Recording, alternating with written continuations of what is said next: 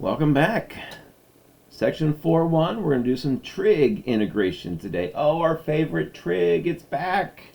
So we're going to determine the integration of trig functions. Here they are, and they're in no particular order. You just got to be something that you got to see and be able to remember.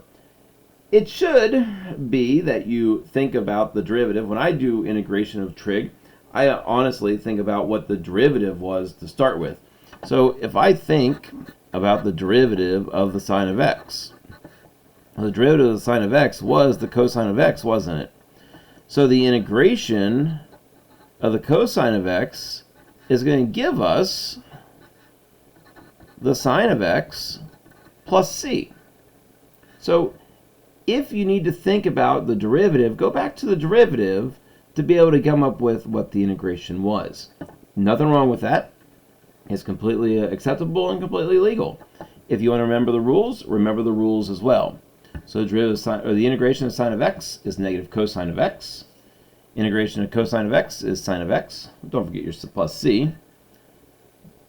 Since the derivative of tangent of x was secant squared, the integration of secant squared is the tangent of x plus c. Integration of cosecant squared is negative cotangent of x. Secant tangent goes to secant of x, and cosecant cotangent goes to negative cosecant of x. And once you know those rules and you kind of think about where they came from, then you'll be able to find the antiderivative of the integration pretty easily. So let's go ahead and look at a couple of examples. We have the integration of x plus 2 sines of x dx. Well, we know the integration of x. We know the integration of sine. So the integration of x was x squared over 2. Again, we can let that be equal to big F of x. The integration of sine of x is negative cosine of x. So we get minus 2 cosines of x plus c. And if you think about it, what derivative gave us the sine of x? All right, so the derivative of the cosine of x was negative sine of x, wasn't it? So if I think about the integration of the sine of x, well, that's going to give me negative cosine of x. All right. As you get into them again, they should make a little bit of sense to us. So here we have x squared, the integration of x squared, plus 2 secant squareds of x over 3 dx. Notice we have this division by 3. So what I would suggest that we do is bring that 1/3 to the front. So we have 1/3 of x squared plus 2 secant squareds of x dx. Since 1/3 is a scalar multiplication, so it's just multiplying by a constant basically, we can bring that 1/3 to the outside of this integration. So we have 1/3 the integration of x squared plus 2 secant squareds of x dx. And that really makes our life a little easier, I think, and it will make our life easier later on as well. So I have 1/3 times the integration of x squared is x to the third over 3. Integration of 2 secant squareds of x. Integration of secant squared is the tangent of x. So I have plus 2 tangent of x plus c. Again, this 1/3 is going to multiply through here. If I take and put the c inside here, it really doesn't matter. I can put the plus c in there, and we can talk about that for a little bit here if you wish. Although nobody's talking back to me, so I suppose that's kind of up to me if I want to talk about it, huh? So we have 1/3. If I were to distribute that 1/3 in, I would take 1/3 times all this, which is the same as up here, but what's 1/3 times c? 1/3 times c, well, c, remember, is a constant. So if I take 1/3 times a constant, I get just a constant, don't I? So that plus c, again, remember, it's very fluid. So it's going to take on a lot of different forms for us depending on how we want to work it. So you can leave that plus c on the end, or you can put it inside in here. We're going to normally see it up here in this form here, or seeing it as distributed by the 1/3. But we're always going to end up with just a plus c. Even if you put a 1/3 c, you're not going to see it in your answer key. You're going to see just a plus c. So let's go ahead and look at then this next problem. So that's going to present a challenge all in and of itself. So if I think about the sine of x divided by 1 minus sine squared of x dx. Remember again, we don't have a rule for division at this point in time. So we got to get this into polynomial looking form, or all of our terms kind of in a numerator. So what do I know about 1 minus sine squared of x? Sine squared of x.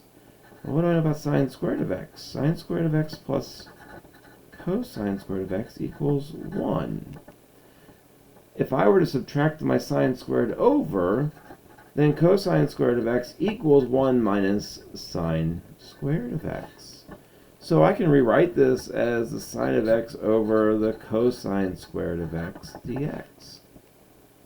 Some of you are probably asking, well, what does that help me with? Well, if I think about cosine squared, I can break that up. I can have this as sine of x over the cosine of x times the cosine of x dx, which then I can break up into the sine of x over the cosine of x times 1 over the cosine of x dx.